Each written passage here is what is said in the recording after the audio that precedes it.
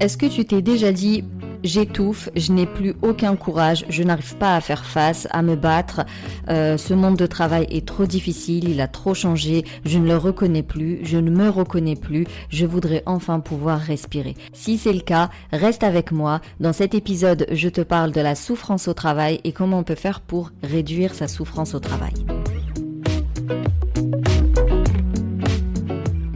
Coucou, bienvenue au Café des Burnies, le podcast qui prend soin des nanas en burn-out. Je m'appelle Sarah, je suis infirmière, naturopathe, coach en résilience et passionnée de tricot. Alors ma mission est de t'aider à déculpabiliser, à sortir de ton isolement pour recharger tes batteries et être épanouie. Chaque semaine, que ce soit en solo ou avec une nana inspirante, on parlera dévalorisation, échec, harcèlement, mal-être, mais aussi résilience, espoir, épanouissement, reconversion et surtout trichothérapie. Pour retrouver ton peps, ta motivation et vivre enfin pleinement ta vie, si tu veux sortir de ce burn-out, de ce mal-être, de cet épuisement, si tu veux reprendre ta vie en main, si tu veux redevenir ce capitaine de ton navire, eh bien réserve ta séance diagnostic avec moi. On prendra le temps de faire le point sur ta situation et voir si je peux t'aider. Et si c'est le cas, on verra comment je peux t'aider à remonter la pente à travers mon accompagnement pluridisciplinaire. Tu trouveras le lien dans le descriptif. Maintenant, détends les épaules, cohérence cardiaque et profite pleinement de cet épisode. Alors, comme d'habitude, les femmes, premières victimes de la souffrance au travail. Les chiffres que je vais te donner datent de 2017, mais il faut savoir que 75,9% des personnes qui appellent pour la souffrance au travail sont des femmes.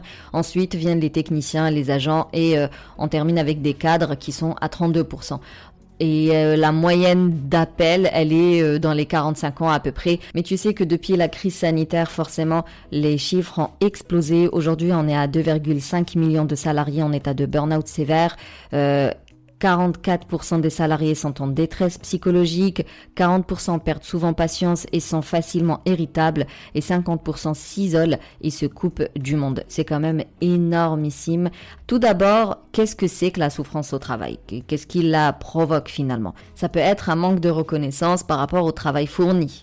Ça peut être un manque de respect avec les collègues, une mauvaise ambiance de travail finalement, un harcèlement. Ça peut être une très mauvaise organisation au boulot. Ça veut dire une hiérarchie finalement qui est déconnectée de la réalité et qui donne des objectifs, qui donne des protocoles, qui donne un truc à suivre qui n'est pas du tout faisable sur le terrain. Donc finalement, la souffrance au travail, c'est quand on est harcelé, malmené, maltraité, agressé, quand on se sent exclu, mis de côté ou alors exploité, abusé, et puis surtout quand on n'a aucun remerciement pour le travail effectué, quand on n'a aucune reconnaissance, quand on a l'impression qu'on sera jamais à la hauteur, et puis ce harcèlement au rendement, à travailler plus, à être partout, tout le temps, opérationnel, optimal, jamais droit à l'erreur, et puis des fois vraiment une très mauvaise ambiance parmi les collègues, la hiérarchie et autres. Quand tu vois la définition du travail, c'est une des activités de l'homme qui, face à de multiples contraintes, va produire à partir d'un projet précis une somme de travaux que d'autres pourront utiliser. C'est peine qu'on prend pour faire quelque chose. Le travail du corps, le travail de l'esprit. Dans tous les cas, tu as l'impression que déjà la souffrance elle est pas très loin, alors qu'en réalité, le travail il donne du sens à une vie. C'est censé être le contraire d'une contrainte. C'est censé t'apporter du bonheur, un épanouissement, un intérêt. C'est censé être motivant, genre t'es heureuse de te lever le matin pour aller mener à bien ta mission. Ça ne veut pas dire que le travail est toujours facile. La mission, elle peut être difficile, longue, pénible, fastidieuse, mais t'es quand même heureuse de le faire. Tu sais pourquoi tu le fais. C'est parce que ça vient nourrir tes valeurs, ça te donne de la valeur. Et malheureusement, ce n'est pas du tout la perception du travail aujourd'hui. Énormément de personnes croient encore que le travail est une pénibilité. Voilà, il faut travailler pour payer ses factures. Donc le boulot, il est alimentaire et puis c'est tout. Que tout le monde est triste, que personne ne veut travailler, en réalité, non. C'est pas vrai, l'être humain a besoin d'un projet de vie. C'est pas juste un projet professionnel ou juste un projet personnel, c'est vraiment un projet, genre dans ta vie, t'as besoin de mener un projet à terme, d'avoir une mission, un truc qui te nourrit, qui te parle, t'as vraiment beaucoup d'intérêt à le faire. Croire que le travail et l'épanouissement sont deux choses incompatibles, c'est une des grandes convictions, c'est plus qu'une croyance, c'est des grandes pensées limitantes qui poussent les gens à rester dans un métier qui les tue et qui les brise à petit feu. Parce que tu comprends, c'est le monde du travail. Il est difficile. Tout le monde galère. Personne n'aime travailler. Non, c'est faux. Il y a des gens qui adorent leur boulot et qui aiment bosser et qui ne se voient pas se lever le matin sans faire leur travail. Parce que c'est un travail qui a été bien choisi, parce qu'ils se sentent respectés, parce qu'ils se sentent reconnus, parce qu'ils sont satisfaits de la qualité de leur réalisation, parce qu'ils se sentent utiles. Il y a un intérêt à faire ce qu'ils font.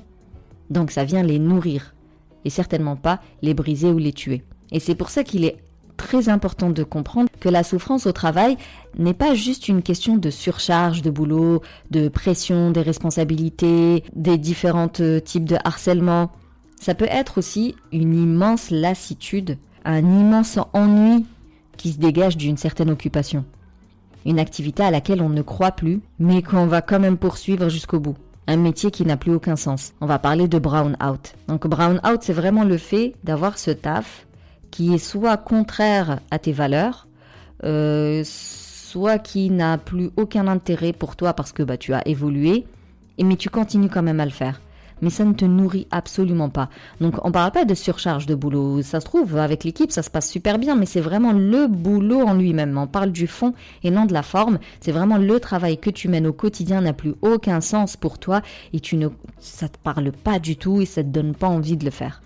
Et même si ça part juste d'une perte de sens, une perte de sens peut très bien aboutir à une déprime. Et cette déprime, on parle d'une vraie déprime, c'est-à-dire que le stress et la fatigue chronique générée par un burn-out qui est une perte de sens au boulot va aller jusqu'à la déprime qui rend urgent finalement de revoir sa vie, de repenser ses activités, de mieux comprendre ses relations avec les autres, vraiment comme si c'était un burn-out lié à la surcharge de travail ou un harcèlement, un truc comme ça, un peu plus classique quoi. Parce que finalement, quand tu entends syndrome d'épuisement professionnel, tu te dis épuisement, dans épuisement, il y a forcément beaucoup de travail. Mais non, pas du tout. Une perte de sens aboutit aussi à un épuisement. Il y a le burn-out, qui est un ennui croissant. Il y a des métiers où il y a beaucoup de temps, pas des temps de pause, mais des temps d'inactivité, où tu es juste là, tu attends que le téléphone sonne, tu attends que quelqu'un rentre pour que tu répondes à ses questions. Beaucoup d'attentes. Ça peut être des tâches répétitives, mais qui n'ont aucun intérêt. En tout cas, c'est tellement répétitif et automatique que tu sollicites quasiment plus rien de ton cerveau quand tu vas au boulot. Ça peut être une mise au placard parce que ça se passe mal au travail. La hiérarchie, les collègues te mettent de côté, te donnent pas les dossiers intéressants. Donc en gros, c'est toute activité qui ne sollicite pas tes capacités intellectuelles ou physiques, même. Et bien ce genre d'ennui va apparaître progressivement, bien évidemment, et surtout va aboutir à une apathie croissante. L'apathie, c'est vraiment quand plus rien ne te bouscule, tu vois, plus rien ne t'émue ou ne te fait réagir, genre émotionnellement, c'est pas du négatif, c'est du zéro. Émotionnellement, il n'y a plus rien, quoi. T'es indifférente à tout, tu deviens un peu insensible et indifférente à tout ce qui se passe autour de toi. Et ça va aboutir à une dépression. Parce que ne rien faire épuise ceux qui ont précisément besoin d'action. Mais en plus de cette apathie, tu peux vraiment culpabiliser et genre avoir honte de te plaindre parce que tu comprends, il y a le chômage massif et moi je suis en train de me plaindre parce que mon travail il n'est pas assez intéressant. Du coup on n'en parle pas, on cogite, on s'isole, on rumine et c'est à partir de là où il va y avoir cette dégringolade, perte de sommeil, crise de larmes, maux de tête, malaise, vertige, vraiment comme si encore une fois c'était un burn-out classique comme on a l'habitude d'en entendre parler. Et n'empêche qu'en 2008 le burn-out touchait déjà 32% des salariés européens. Alors aujourd'hui je veux même pas savoir où est-ce qu'on en est. Et après bien sûr il y a les addicts au travail qui représentent genre la proie idéale finalement pour tout ce qui est épuisement au travail.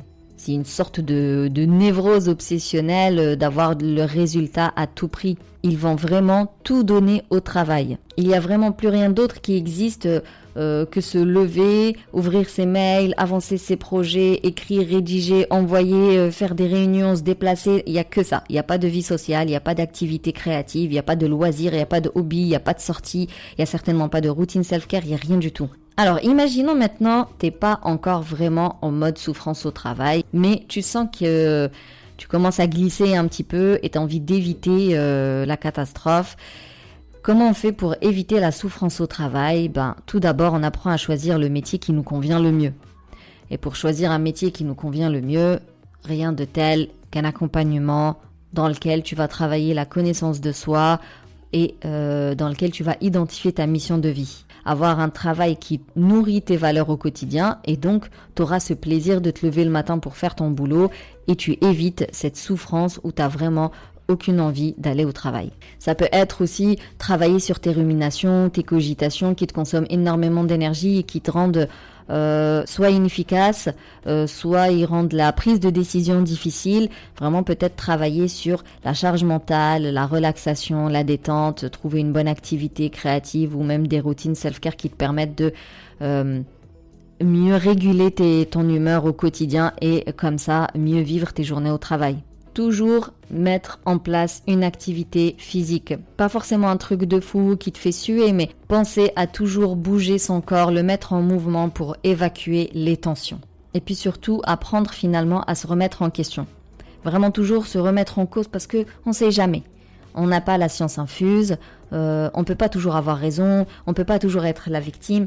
Donc finalement, pratiquer cette introspection, cette auto-analyse et faire un travail d'introspection de fond qui te fait sortir de toute relation toxique, comme ça tu sors de ce fameux triangle de Karpman où soit tu es toujours la victime et ensuite tu deviens le bourreau et ensuite tu deviens le sauveur pour redevenir encore victime.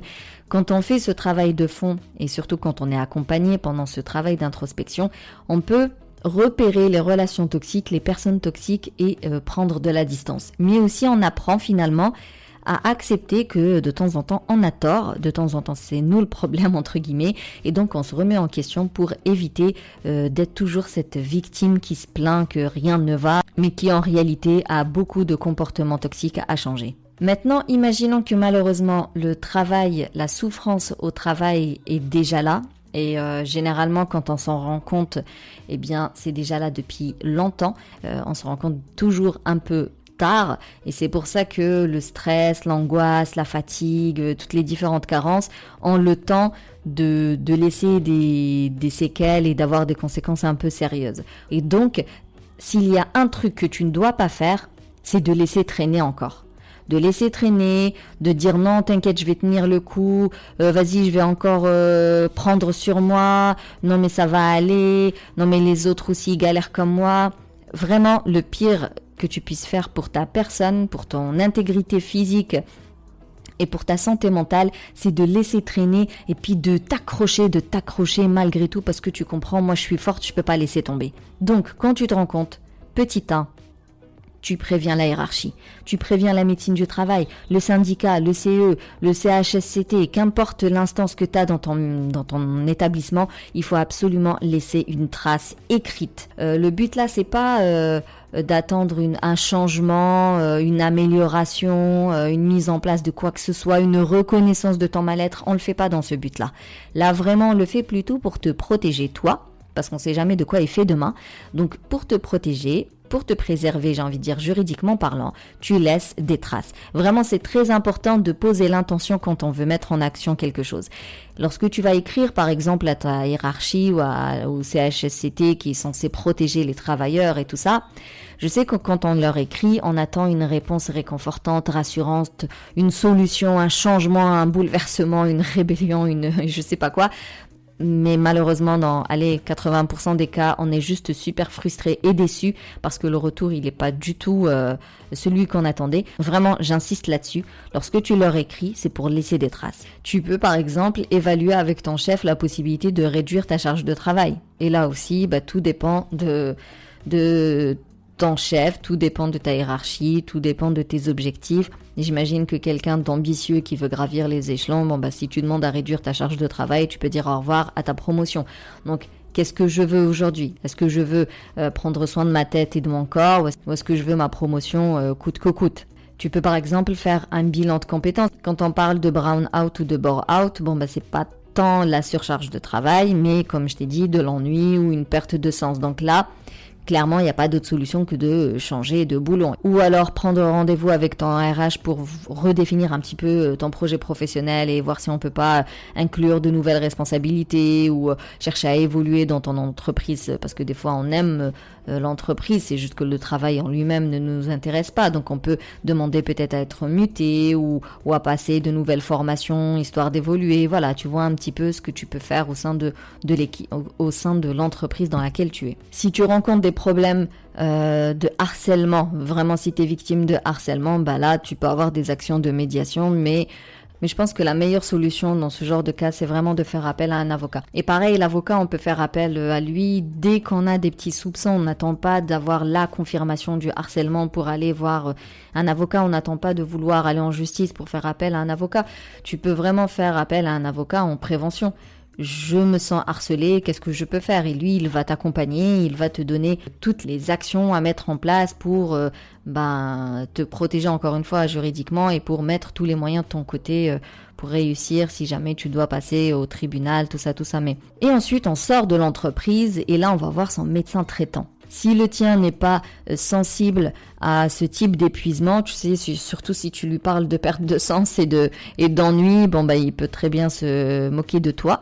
Donc, si tu vois que ton médecin il est peut-être un peu de la vieille, il comprend pas trop de quoi tu lui parles, à ce moment-là, il faut changer de médecin. Vraiment, il faut changer de médecin autant de fois que nécessaire jusqu'à ce que tu tombes sur un ou une médecin qui est sensible à cette notion d'épuisement psychologique, émotionnel, un vrai syndrome d'épuisement, quoi. Donc, on ne lâche pas l'affaire parce que mon médecin traitant ne me comprend pas. Je change autant de fois que nécessaire jusqu'à ce que je tombe sur le bon professionnel. Et des fois, ton médecin qui te comprend très bien va te proposer quand même une thérapeutique parce qu'il estime que c'est nécessaire, parce qu'il estime que tu es au sol en fait. Il a peur finalement que tu portes atteinte à ta vie. Il faut comprendre que ce syndrome d'épuisement n'est pas anodin et beaucoup ont des idées noires. Et si les idées noires continuent à être alimentées au quotidien, tu risques de passer à l'action en fait. Il y a des suicides, il y a des tentatives de suicide et il y a des suicides suite à une déprime, mais une déprime qui, à la base, vient d'un épuisement au travail. Donc, vraiment prendre ça au sérieux. Lorsque un médecin te propose une thérapeutique, c'est parce qu'il estime que tu en as besoin.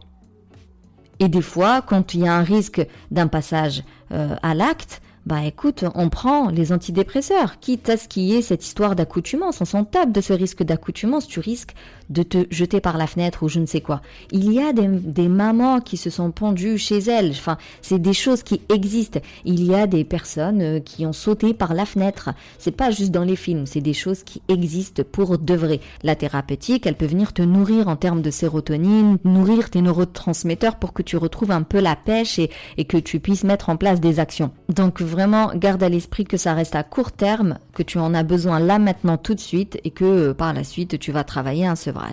Je reviens vite fait au boulot. Il y a certaines structures qui proposent un psychologue du travail. Alors je sais que ça n'existe pas partout, mais s'il y en a un, faut le consulter. Ok, vraiment faut le consulter parce que ça va être une très grande étape pour toi dans le sens où c'est quelque chose au boulot. C'est un psychologue du travail. Déjà que le psychologue tout court, beaucoup en ont peur. D'autres peuvent en avoir honte, d'autres vont dire que ça fonctionne pas.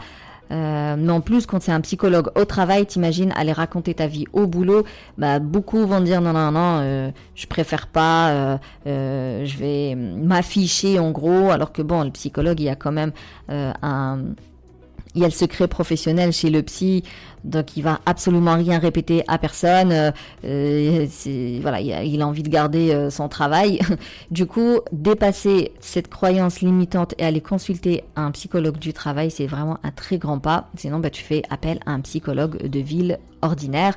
Et le psychologue, il va venir bosser sur tes carences, tes lacunes, celles qui sont vraiment liées au passé. Qu'est-ce qui fait qu'aujourd'hui, tu as besoin d'autant de reconnaissance, d'approbation, pourquoi aujourd'hui tu es autant perfectionniste.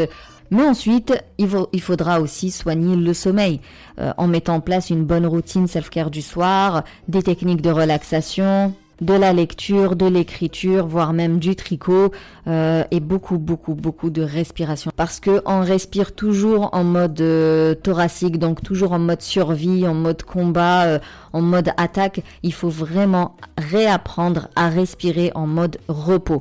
Pour ça, la visualisation peut aider, la sophrologie, le yoga, les étirements ou juste de la cohérence cardiaque le soir. Comme tu peux ajouter des compléments alimentaires à base de plantes, des tisanes, pourquoi pas un diffuseur avec des huiles essentielles, ou utiliser directement les huiles essentielles sur ta peau, les inhaler. Voilà, il y a vraiment pas mal de solutions en aromathérapie et en phytothérapie, mais attention, on fait pas n'importe quoi avec n'importe quoi. C'est pas parce que c'est naturel que ça n'a pas d'effet indésirable, que ça n'a pas de contre-indication, que ça n'a pas d'interaction avec les autres médicaments. Donc toujours passer par une pharmacie spécialisée, pourquoi pas un médecin, un phytothérapeute ou une naturopathe, mais passe quand même par un professionnel. Ne prends pas juste comme ça un truc vite fait parce que tu l'as vu sur internet et allez, c'est parti. Qui dit bien dormir dit forcément être en forme le matin. Si je suis en forme le matin, il y a déjà une batterie de motivation qui est un peu plus importante. J'ai un peu plus envie de sortir de chez moi. Au moins, j'ai pas cette fatigue le matin, quoi. Donc vraiment bien soigner son sommeil, c'est très important. Ensuite, apprendre à dire non. Bien tracer ses limites pour se protéger et se respecter. Comme dirait l'autre, de nombreux conflits viennent de la peur du conflit. Apprendre à dire non, ça fait pas de toi un mauvais professionnel, mais vraiment bien tracer tes limites, savoir jusqu'où tu peux aller, jusqu'où les collègues peuvent aller, qu'est-ce que tu peux accepter comme dossier, jusqu'où tu peux aller en termes de patients. Tu traces tes limites. Parce que la souffrance au travail, quand elle est liée à une surcharge de boulot, généralement, la surcharge de boulot, on l'accepte. C'est-à-dire que si tu as beaucoup de travail aujourd'hui, c'est parce que tu acceptes d'avoir beaucoup de travail. Mais peut-être qu'un autre collègue, lui, il dit non, moi je fais pas ça, j'ai déjà fait ça, je m'arrête là. Peut-être qu'un autre collègue, arrivé à 17h, il rentre chez lui, il en a rien à faire, qu'il soit fini ou pas le boulot. Enfin, tu vois, en fonction de ton travail, tu traces des limites, tu les respectes. Tu dois être la première à respecter tes limites. Et si tu vois que les autres, à chaque fois, viennent les dépasser, tu tu insistes, t'alertes en disant non, là, moi je fais pas. Un autre conseil, ce serait de faire le deuil de tes illusions. Enfin, beaucoup se sentent un peu trahis, voire abandonnés. Tu vois, les collègues, on en attend beaucoup. Idem pour le patron, tu attends à ce qu'il t'encourage, à ce qu'il te remercie, est-ce qu'il soit reconnaissant, est-ce qu'il mette en valeur ce que tu fais et tout ça. Il y en a qui se croient indispensables. Genre, c'est des gens qui sont tellement utiles, personne ne peut faire leur travail, sans eux, l'entreprise, elle va pas tourner. Et malheureusement, tout ça, c'est des illusions. C'est-à-dire que même si le boulot, on l'aime beaucoup, notre travail, on l'aime beaucoup, il n'empêche que les collègues, ça reste que des collègues. Et chacun a sa vie, chacun a ses problèmes. On peut pas s'attendre à ce que les collègues, ils soient fiables, fidèles, présents, à l'écoute, bienveillants. Non, c'est des gens comme toi, ils ont leurs soucis aussi. Et ça reste que des collègues, quoi qu'il arrive. Ton boss, pareil, c'est une entreprise, elle doit tourner, elle doit ramener de l'argent ou je sais pas quoi. Donc, tu peux pas non plus attendre autant de reconnaissance de l'autre. Et des fois, on idéalise un petit peu un métier. Moi, par exemple, en tant qu'infirmière, j'idéalisais le terrain. Je pensais vraiment qu'on allait sauver des vies, qu'on allait être là pour les autres. Et non, en fait, ça restait une industrie. Il fallait juste faire tourner les lits pour faire rentrer l'argent et puis c'est tout. Donc, vraiment faire le deuil de ces illusions, ouais. Et comprendre qu'un travail, ça reste un travail. Certes, il doit contribuer à ton bonheur, ça c'est une certitude, mais ça reste un métier. C'est pas ça ta vie. Ta vie, c'est un mélange de tout. Ta vie, c'est un travail, mais c'est aussi une vie sociale, des hobbies, des loisirs, des sorties, c'est tout ça une vie. Ça peut pas juste être un métier. Donc on prend un peu de recul, on se détache un petit peu de tout ça et on choisit un métier qui contribue à notre bonheur, mais on garde à l'esprit, c'est qu'un aspect de notre vie. On fait juste notre boulot et on revient, et puis on s'éclate dans les autres aspects de notre vie. Beaucoup ont pris conscience de ce qui ne va pas. Généralement, quand on m'écoute, t'as pris conscience de ce qui ne va pas. Mais t'as du mal à savoir par où commencer pour changer un schéma qui ne va pas. Et puis même si tu sais un peu comment tu dois le changer, tu as du mal à maintenir ça dans le temps. Et c'est tout mon travail. Mon travail, c'est vraiment de t'accompagner pour identifier ce qu'il faut changer, comment commencer à le changer sans trop brusquer ta résistance au changement, comment commencer à changer sans procrastiner. Vraiment, mon travail, c'est ça, c'est de te suivre, de te guider, d'analyser à chaque fois, de réajuster, de réévaluer, de réaffiner le plan d'action et de recommencer. J'ai su récemment que quand on fait un bilan de compétences, le gars te demande de trouver une sorte de sponsor. Donc c'est pas financier, mais dans le sens où une personne qui va t'accompagner à concrétiser ta mission de vie. Enfin, à concrétiser ton bilan de compétences. Donc lui, il a des outils pour que tu identifies ton bilan de compétences, mais visiblement, il ne te motive pas, il t'accompagne pas, il t'encourage pas. Et donc, il te demande de trouver quelqu'un pour faire ce travail-là. Et c'est pour ça que tu as toujours besoin d'un coach. Même si tu fais un bilan de compétences, finalement, tu as besoin d'un coach. Même si tu fais un travail psychologique avec un psy, tu as quand même besoin d'un coach parce que le coach, c'est ça son métier. C'est de t'aider à atteindre tes objectifs. Le psy, il va dire ce qui ne va pas, mais toi ensuite, pour changer tous ces schémas toxiques, tu as besoin d'un coach pour travailler l'estime de soi, la résilience, l'organisation, les routines self-care, pour finalement atteindre tes objectifs.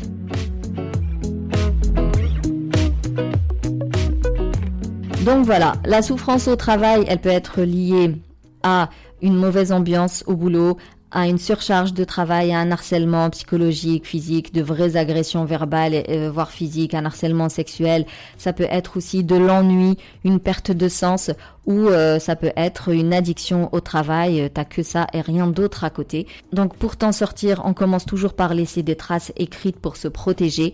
On peut parler avec sa hiérarchie pour revoir la charge de boulot ou au contraire pour demander plus de responsabilités, passer des formations pour avoir un autre poste qui sollicite un peu plus tes compétences ou de changer complètement de métier parce que celui-ci ne te parle pas. Ensuite, on fait appel à un médecin traitant, on fait appel à un psychologue du travail s'il y en a un. D'ailleurs, on fait appel au médecin du travail aussi, mais tu devras aussi passer par un médecin traitant. Et si tu n'as pas de psychologue au boulot, tu fais appel à un psychologue de la ville. Les deux vont venir. Il y en a un, il va travailler, donc le médecin, il va travailler les symptômes et le psychologue, il va travailler les causes qui te poussent à tous tes comportements toxiques. Ensuite, il y a l'arrêt de travail. Pour certaines, il faut absolument qu'elles prennent de la distance avec leur environnement hostile. Et pour certaines, il faut qu'elles prennent du temps pour dormir, pour se reposer. Donc un arrêt de travail, il peut être plus qu'indiqué et aussi des thérapeutiques dans certaines situations. Alors je sais que les antidépresseurs ont une mauvaise réputation et à juste titre, bien évidemment. Mais en fait, tout est une histoire de bénéfice-risque. S'il y a un risque trop important pour ton intégrité physique, eh bien, on s'en fout des effets indésirables et de l'accoutumance des antidépresseurs. On les prend et puis on garde à l'esprit que c'est uniquement à court terme, que par la suite, on va les remplacer par des routines self-care, une meilleure organisation, une meilleure respiration, plus de sport, plus d'activité physique, plus de mouvement. On peut ensuite utiliser des compléments alimentaires à base de plantes, des tisanes, des huiles essentielles.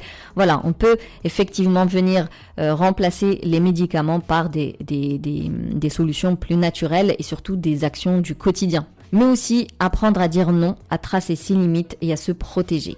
Et faire le deuil des illusions. Le travail, même s'il est épanouissant, ça reste un travail. Les collègues, même s'ils sont trop chouettes, ça reste des collègues. Et le boss, même s'il est trop sympa, ça reste juste un boss. Donc chacun vient au boulot pour en tirer un certain bénéfice. Faut pas trop attendre de ses collègues, de son boss ou même de son métier. Et enfin, tu as besoin d'un travail d'introspection pour mettre en place des actions adaptées à ta situation actuelle et pour être suivi, motivé, guidé avec quelqu'un qui a une certaine objectivité pour t'éclairer, pour te dire ouais mais non là t'es en train de faire n'importe quoi tout simplement, là t'as mis en place une solution qui ne fonctionne pas, donc vraiment t'as besoin d'être accompagné, que tu sois déjà avec un psy, que tu sois déjà en mode bilan de compétences, le coach il vient compléter ça et il t'aide à concrétiser, que ce soit le bilan de compétences, donc concrétiser ta nouvelle mission de vie, mais aussi il t'aide à changer les schémas toxiques que tu auras identifiés avec ton psychologue.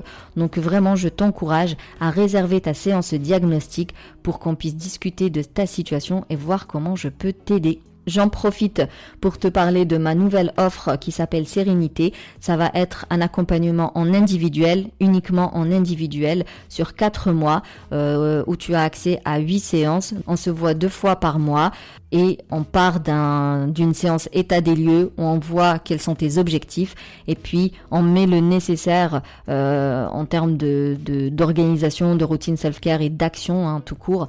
On fera le nécessaire, on réajustera à chaque séance pour qu'au bout des 4 mois, tu auras atteint tes objectifs. Pour en savoir plus, réserve ta séance diagnostic. Merci plus pour ton écoute. Si tu veux soutenir le Café des Burnies, tu peux me laisser un avis, me mettre 5 étoiles sur la plateforme d'Apple Podcast. Tu peux partager le podcast à toute personne qui pourrait en avoir besoin. Si tu veux échanger sur cet épisode, je te donne rendez-vous sur Instagram. Je te conseille aussi de t'inscrire sur mon canal privé Telegram, j'y suis plus active. Et sinon, d'ici là, booste ton feeling good.